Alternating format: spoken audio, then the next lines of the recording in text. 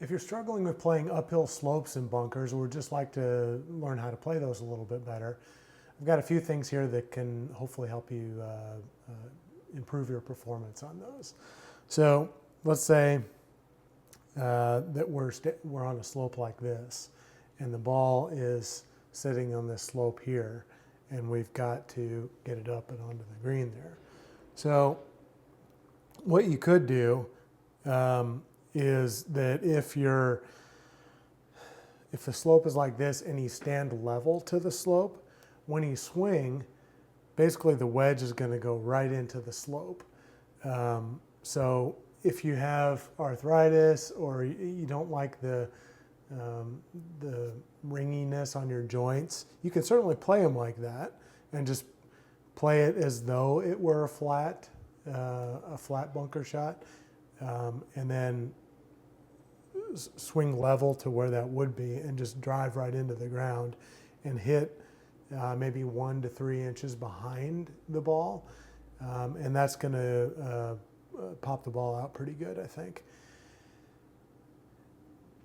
But I think what's a little bit better, especially again, if you got some joint pain or something like that, then what you can do is you can put your weight on your back foot and then raise your lead leg up, and then kind of tilt yourself to the slope. And what's going to happen with that is when you swing, you basically want to keep your weight on your rear foot only and don't move it from there. And then when you swing, you try and level yourself somewhat to the slope, and then you swing up the slope so that you're not going to be driving into the ground so much, so it's not going to hurt as much when you hit the ground like that. But what you have to keep in mind when you do that is that normally, we'll use this so you can see what the club face is doing. So normally on a flat slope like this, the loft is going to be presented like this.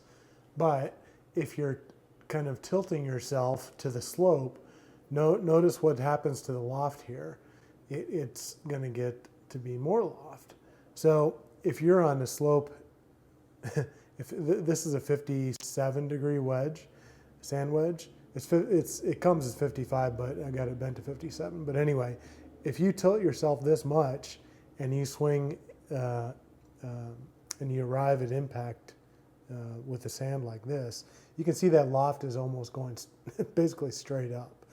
So what you probably want to do with this shot is to take a lower lofted club. So this one is, like I said, a 57 degree. So what you might do is take something, a gap wedge or a pitching wedge or 9 or 8, something that's going to have less loft.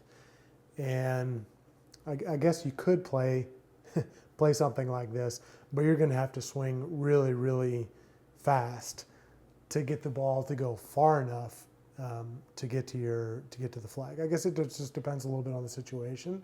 So if you have a front flag and you don't have any green to work with, then maybe that's okay. But if the pin is a little bit further out, then particularly since we're on a slope here, so balance is going to be a little bit more challenging. With you keeping your weight only on the rear foot there, then it's a little bit easier to keep balance when you don't have to swing as hard. So a higher lofted wedge, you're going to have to swing really, really hard like that with like a tilt like this to your body. So take a lower lofted club. It just depends on the situation, the severity, the slope, and how far you want to hit it. But you can literally play this shot with, a gap wedge, a pitching wedge, a 9 iron, 8 iron, 7 iron, 6 iron. It just depends a little bit on the situation, how much lower you need it to come out and how far you need the ball to go. So I think that's what I would say for that. Excuse me. Those are the main things. This, of course, assumes that you already know how to play a basic bunker shot. Those things aren't really going to change that much. You still want to hit roughly anywhere between 1 and 3 inches behind the ball. Hitting a little bit closer to the ball is going to make it carry farther and spin more. Hitting a little further back is going to make it not carry as far, but it's going to roll out. They both end up going about the same distance, so it's just a matter of deciding how much of a swing you want to make, and you got some forgiveness there. So that's no different. And then also, if you want to look at some other basic sand play on the channel to understand what the leading edge is doing and what the bounce is doing there on the bottom of the club as far as digging in or opening it up and using the bounce so it doesn't dig in, and then of course minding the lie angle if you're opening the club face. But we won't really get into that in this video. This is kind of assuming that you already know how to play a basic bunker shot, and just look around on the channel if you need to find a video for just a basic bunker shot. So I think that's all I would say about that. Just to recap, my general recommendation is to tilt yourself to this slope, put your weight all on your rear foot, just keep it there, and then swing with the slope.